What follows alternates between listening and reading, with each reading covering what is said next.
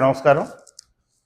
ఇటీవల కాలంలో జగ్గేపేట నియోజకవర్గ శాసనసభ్యులు తాతయ్య గారు మాట్లాడుతూ టిడ్కో ఇళ్ళు మేము మొదటి ఫేజ్గా సుమారుగా 14 బ్లాకుల్లో 670 గృహాలని ఆగస్టు 15 కల్లా ఇస్తాం, మేము టార్గెట్గా పెట్టుకున్నామని చెప్పి ప్రకటించడం జరిగింది. ఇవాళ వైఎస్ఆర్ కాంగ్రెస్ పార్టీ తరఫున మేము ఆర్భాటంగా ప్రకటనలు చేయటమే కాదు, కేవలం ప్రచారానికి ఆ ప్రకటనలు పరిమితం కాకుండా వాస్తవ పరిస్థితిలో వాటిని మీరు సాధించే విధంగా ప్రయత్నాలు చేయాలని చెప్పి మేము వైఎస్ఆర్ కాంగ్రెస్ పార్టీ తరఫున కోరుతా ఉన్నాం.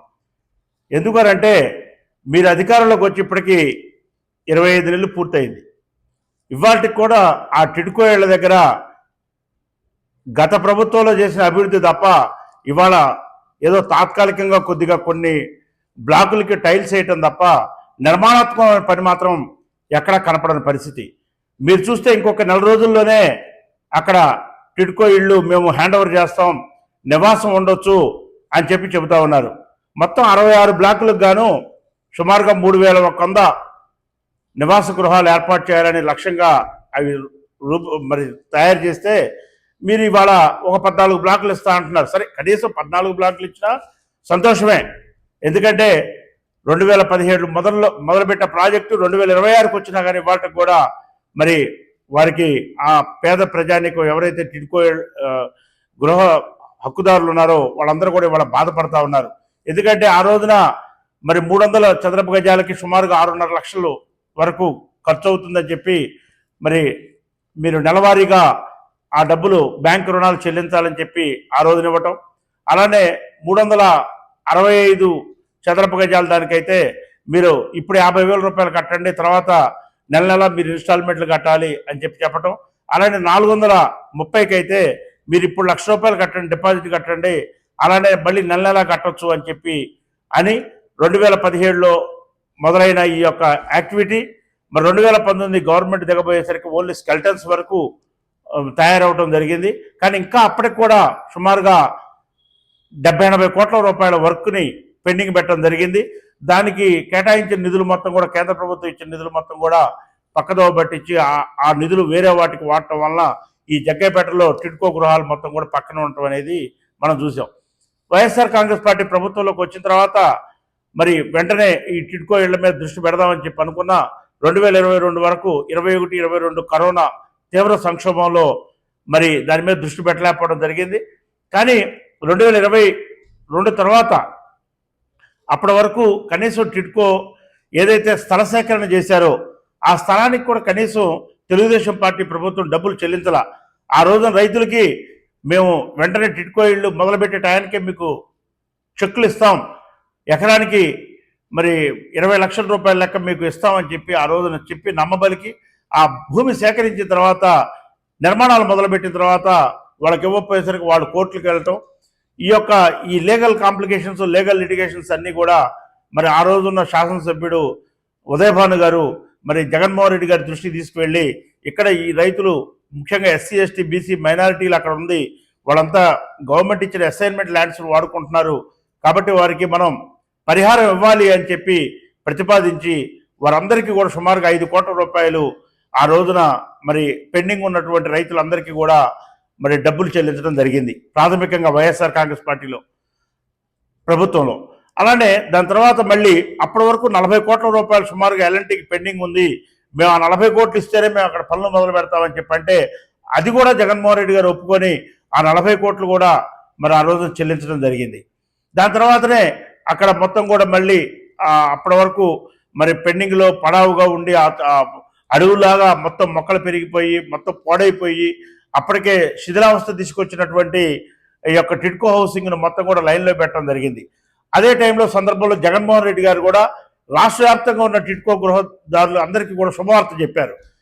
మొట్టమొదటి శుభవార్త ఏంటంటే ఈ 300 చదరపు గజాలు ఏదైతే ఉందో ఈ సుమారుగా 6.5 లక్షలు అప్పు భారాన్ని మీ మీద వేస్తున్నారు రాష్ట్ర ప్రభుత్వం, కాబట్టి ఈ 6.5 లక్షల డబ్బులు మొత్తం కూడా నేను పూర్తిగా రద్దు చేస్తున్నాను.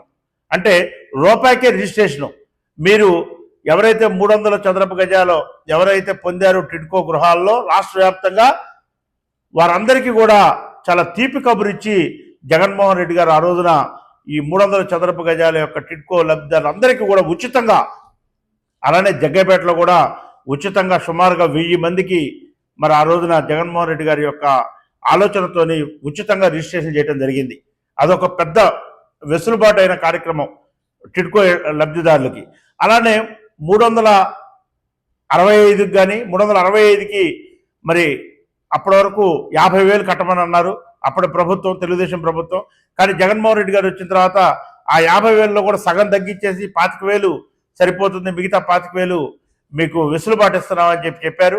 అలానే 435కి అప్పటి తెలుగుదేశం ప్రభుత్వం 2019 ముందు ఉన్న ప్రభుత్వం అప్పుడు 4 లక్షల రూపాయలు కట్టమనంటే జగన్మోహన్ రెడ్డి గారు కూడా దాంట్లో వెసులుబాటు ఇస్తూ 50,000 వరకు సబ్సిడీ ఇవ్వడం జరిగింది.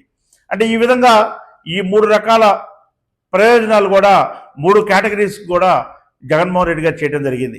ముఖ్యంగా జగ్గైపేట టిడ్కో ఇళ్ల దగ్గరకు వచ్చేసరికి ఆ రోజున మరి జగన్మోహన్ రెడ్డి గారు ప్రత్యేకమైన శ్రద్ధతోని ప్రత్యేకంగా ఇవన్నీ కూడా పూర్తి చేయాలి, 2024 ఎన్నికల లోపుగా పూర్తి చేయాలని చెప్పి లక్ష్యంగా పనిచేసినప్పటికీ కూడా ముఖ్యంగా 13 కోట్ల రూపాయలు ఆ రోజున జగన్మోహన్ రెడ్డి గారు అక్కడ విద్యుత్ సబ్స్టేషన్ నిమిత్తం నిధులు మంజూరు చేయడం జరిగింది. విద్యుత్ సబ్స్టేషన్ నిర్మాణం కానీ ఆ వీధుల్లో మొత్తం టిడ్కో ఇళ్ల దగ్గర ఉన్న లైన్స్ అన్నీ కూడా ఎలక్ట్రికల్ పోల్స్, ట్రాన్స్ఫార్మర్తో సహా మొత్తం 13 కోట్ల రూపాయలతోని ఆ నిర్మాణాలు పూర్తి చేసి దాన్ని వినియోగంలో తేవడం జరిగింది. అంతేకాకుండా మరి చాలా వరకు బ్లాకుల్లో రిపేర్ చేయటం కానీ, టైల్స్ వేయటం కానీ, దాంతోపాటుగా ప్రాథమికంగా కావాల్సిన రోడ్లు మౌలిక సదుపాయాలు ఏర్పాటు చేయడంలో కూడా కొంత డబ్బుని ఖర్చు పెట్టడం జరిగింది. ఎస్టీపీని కూడా మరి మొదలుపెట్టించి కొంతవరకు పనిని చేయించడం జరిగింది. అయినప్పటికీ కూడా పూర్తి స్థాయిలో తీసుకొచ్చి ఆ రోజున మరి మేము టిడ్కో ఇళ్ళు ఇవ్వలేకపోయాం.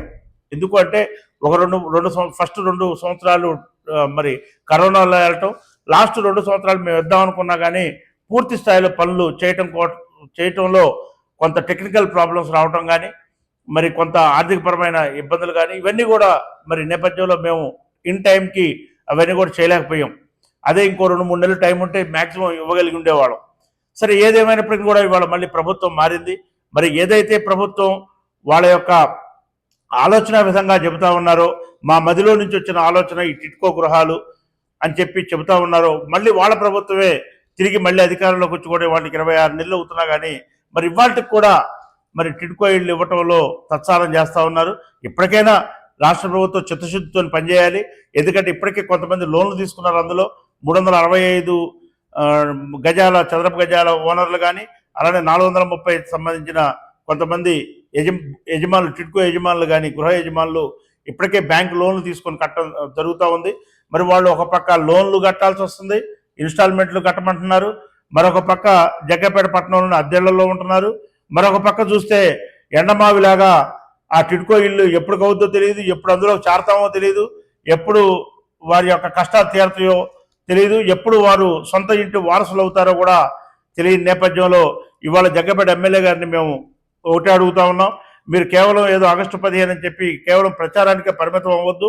ఒక పక్క చూస్తే అక్కడ ఇంతవరకు మౌలిక సదుపాయాలు ఏమీ కూడా మీరు ఏర్పాటు చేయలేదు. అది 4 రోజుల్లో అవుద్ది అనేది మాత్రం అభూత కల్పన, అవ్వదు. కానీ మీరేం చెబుతున్నారు, ఆగస్టు 15కి ఇస్తామంటున్నారు.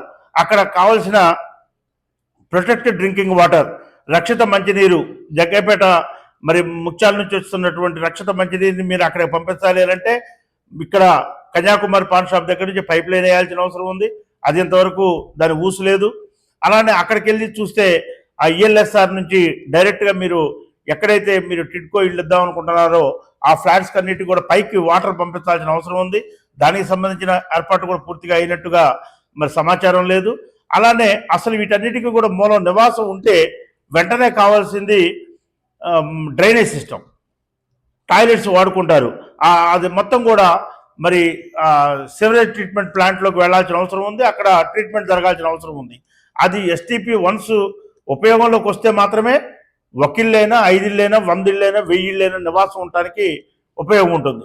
కానీ ఇంతవరకు ఆ ఎస్టీపీది పూర్తి అవ్వాల. అది నెలకు అవుతుందా 2 నెలలకు అవుతుందా అనేది మరి ప్రశ్నార్థకమే. అలానే మెయిన్ అప్రోచ్ రోడ్డు కావచ్చు, లోపల ఇంటర్నల్ రోడ్స్ కావచ్చు, ప్రాథమికంగా కూడా ఇంతవరకు ఎక్కడ కూడా పూర్తయిన దాఖలాలు లేవు. కాబట్టి వీటన్నిటిని కూడా దృష్టిలో పెట్టుకొని ఒకవేళ మీరు కృష్ణా జలాలు ఇవ్వడానికి లేట్ అవుద్ది అనుకుంటే అక్కడ ఒక ఆర్ఓ ప్లాంట్ అన్న ఏర్పాటు చేసి అక్కడ ఒక 500 మంది ఉన్నా 300 మంది ఉన్న నివాసాల వాళ్ళకి వాడుకునే నీళ్లు ఇవ్వాలి, తాగే నీళ్లు ఇవ్వాలి. ఈ విధంగా మీరు ఒక నిర్మాణాత్మకమైన కృషి చేసి ఒక కన్స్ట్రక్టివ్గా కాంక్రీట్గా మీరు పనిచేయగలిగినప్పుడు మాత్రమే టిడ్కో ఇళ్ళు అనుకున్న టయానికి ఇవ్వగలుగుతారు.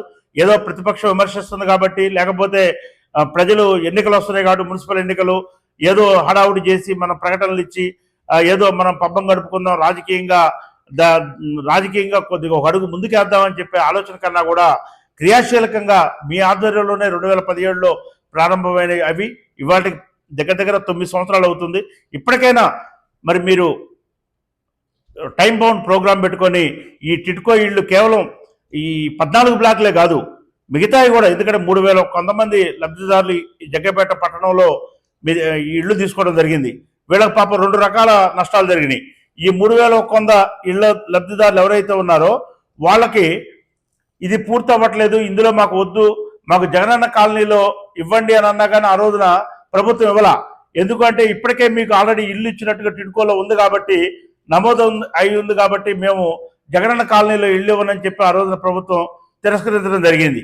అదే టిడ్కో ఇళ్లలో కనుక వాళ్ళ లబ్ధిదారుల లిస్టులో లేకపోతే చక్కగా LP2లో బ్రహ్మాండం కట్టుకున్నారు. సెంట్ ఇచ్చినా కానీ బ్రహ్మాండంగా వాళ్ళు ఇవాళ కట్టుకొని నివాసం ఉంటా ఉన్నారు. అక్కడ మౌలిక సదుపాయాలు ఇంకా ప్రభుత్వం కల్పించకపోయినా ప్రజలు నివాసం ఉంటా ఉన్నారు, సంతోషంగా ఉన్నారు. మాకున్న ఇల్లేదో మాకుంది, సెంటులో అయినా కానీ బ్రహ్మాండంగా మేము స్వేచ్ఛగా స్వతంత్రంగా బతకగలుగుతున్నాం అన్న పరిస్థితి మరి జగనన్న LP2లో ఉంది, బొల్స్పాట్ రోడ్లో, అదే రోడ్లో. కానీ వాళ్ళు టిడ్కో ఇళ్ళకి వచ్చేసరికి అలా కాదు.